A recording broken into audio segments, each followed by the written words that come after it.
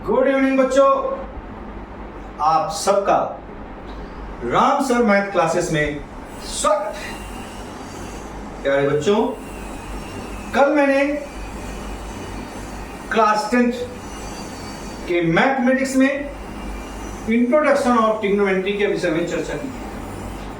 केवल उसमें इंट्रोडक्शन दिया था कि ट्रिग्नोमेट्री होती क्या है, त्रिकोणमितीय अनुपात क्या होता है, यह बताया था। साथ में साइन, कॉस, सेक, टैन, कॉट, सेक, कॉसेक कैसे इनकी हम मान निकाल सकते हैं। आज हम ये ट्रिग्नोमेट्रिकल रेशियोज के आपसी रिलेशन के विषय में आइडेंटिटीज के बारे में बताएंगे। मतलब ट्रिग्नोमेट्रिकल आइडेंटिटीज, त्रिकोणमिति अनुपात की सर्वसमीकाओं के बारे में चर्चा करेंगे और उसके बाद फिर इसकी एक्सरसाइज पर चर्चा करेंगे। तो चलिए समय न लेते हुए हम सर्वसमीकाओं के विषय में बताते हैं। सबसे पहले सर्वसमीका आइडेंटिटी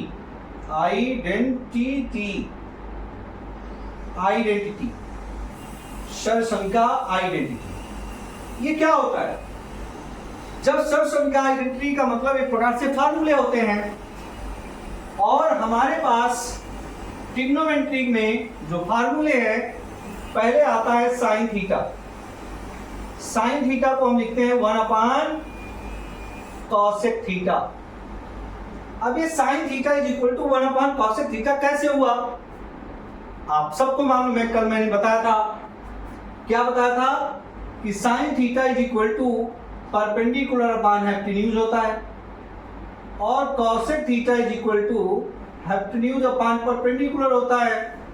ऐसे सिंपल अपोजिट हो गया। अगर हम इसी को लिख दें 1/h/p तो ये हो जाएगा 1 कॉसेक थीटा। हो गया ना उल्टा? तो ये रेसिप्रोकल हो गया कॉसेक थीटा का साइन। और इसी को दूसरे फॉर्म में हम लिख सकते हैं sine theta into cosec theta is equal to 1।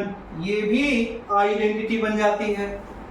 दोनों का मल्टीप्लाई करेंगे तो उसका रिजल्टेंट वैल्यू क्या आएगी? 1 आएगा।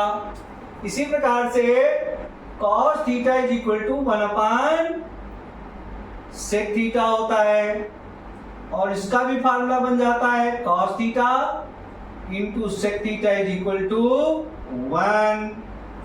इसके बाद तीसरा आता है tan थीटा।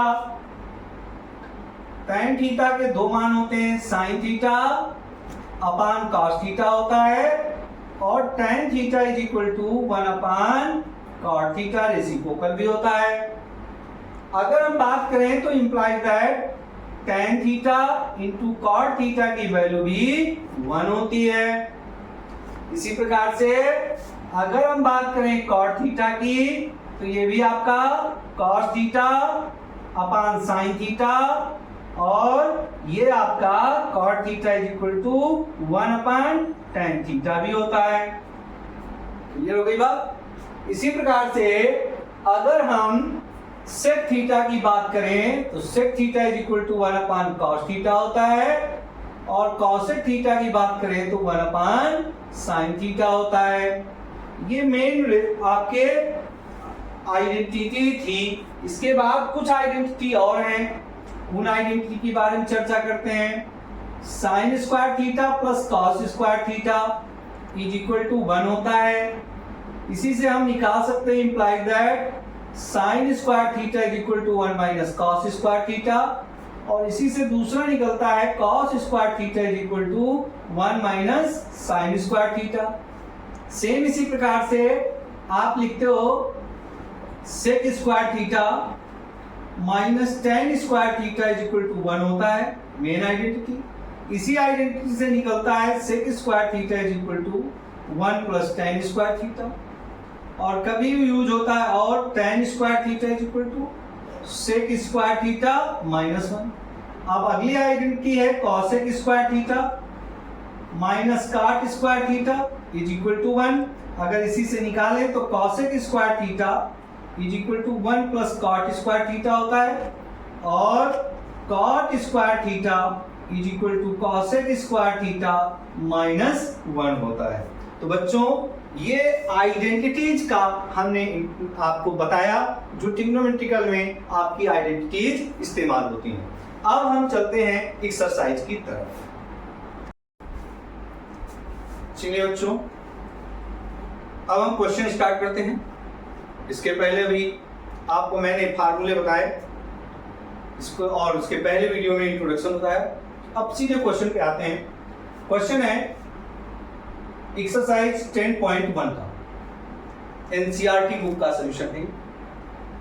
त्रिभुज एबीसी में कोण बी समकोण है जिसमें AB बराबर 24 सेंटीमीटर तथा BC बराबर 7 सेंटीमीटर। तो निम्न के मान ज्ञात कीजिए। क्या? Sign A cos A, sign C cos सी। जैसा कि मैंने इंट्रोडक्शन में शुरू में बताया था कि एंगल के आधार पर, न्यून कोण के आधार पर हम निर्धारित करते हैं उनके रेशियो। यहां पर वही चीज होगी। एक हम फिगर ले लेते हैं, इस फिगर को बनाया और इसमें एंगल ये 90 डिग्री है। क्वेश्चन में कहा गया है कोण बी 90 डिग्री, इसको बी मान लेते हैं, इसको आप ए मान लीजिए, इसको आप सी मान लीजिए। ठीक है। अब यहां पर ए बी की वैल्यू दी गई है 24 सेंटीमीटर। ठीक है। और दिया है BC आपको 7 सेंटीमीटर। तो सबसे पहले आपको निकालना क्या है? AC निकालना है। क्या निकालना है? AC निकालना है। तो AC निकालने के लिए अभी हम यहां पर एंगल A को लेकर के चलते हैं। किस एंगल को लेकर चलते हैं? A। हम यहां पे लिखेंगे त्रिभुज ABC में, त्रिभुज ABC में पाइथागोरस थ्योरम से, पाइथागोरस प्रमेय से, पाइथागोरस प्रमेय से। जब पाइथागोरस प्रमेय की बात करेंगे तो कर्ण पर बना वर्ग मतलब AC स्क्वायर बराबर शेष दो भुजाओं पर बने वर्गों के योग के बराबर मतलब BC square plus AB square. तो BC की वैल्यू आपके पास है 7 का स्क्वायर, AB की वैल्यू 24 का स्क्वायर।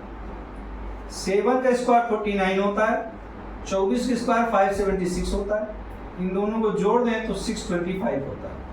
तो AC स्क्वायर बराबर 625 है। अगर हम AC की बात करें तो ये √625 होगा और इसकी वैल्यू होती है 25 सेंटीमीटर। इसका मतलब हमारे पास ये तीसरी जो भुजा थी इसकी भी वैल्यू 25 सेंटीमीटर आ गई। पहला काम हम जब हमारे पास क्वेश्चन दिया होगा तो हम ये देखेंगे कि समकोण त्रिभुज की तीनों भुजाएं दी हैं कि नहीं, लंब भी पता हो, कर्ण भी पता हो, आधार भी पता हो, तभी कोई भी रिलेशन हम आसानी से निकाल सकते हैं। अब यहां पर जैसे इसका पहला पार्ट दिया है साइन ए। अब साइन ए की वैल्यू और साइन सी की वैल्यू, साइन कॉस ए की वैल्यू दोनों निकालना है।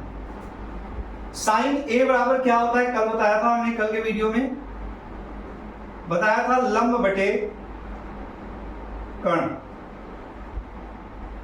ए के आधार पर ये क्या है? आधार है और ये क्या है? लंब है और ये क्या है? कर्ण। इंग्लिश में इसको बेस कहते हैं, इसको परपेंडिकुलर कहते हैं और इसको हाइपोटेन्यूज कहते हैं, बेस बी। ठीक है। तो यहां पर कर्ण बटे लंब बटे कर्ण। अब लंब कितना है, कर्ण कितना है? लंब है 7, तो साइन ए बराबर हो जाएगा आपका 7। कर्ण कितना है? 25, तो 7 बटे 25 हो गया। एक वैल्यू आपकी निकल है। दूसरी वैल्यू निकालनी है, सेकेंड पार्ट इसका कॉस ए। तो कॉस ए बराबर क्या होता है? आधार बटे कर्ण। कॉस ए बराबर यहां पे आधार क्या है? 25 है।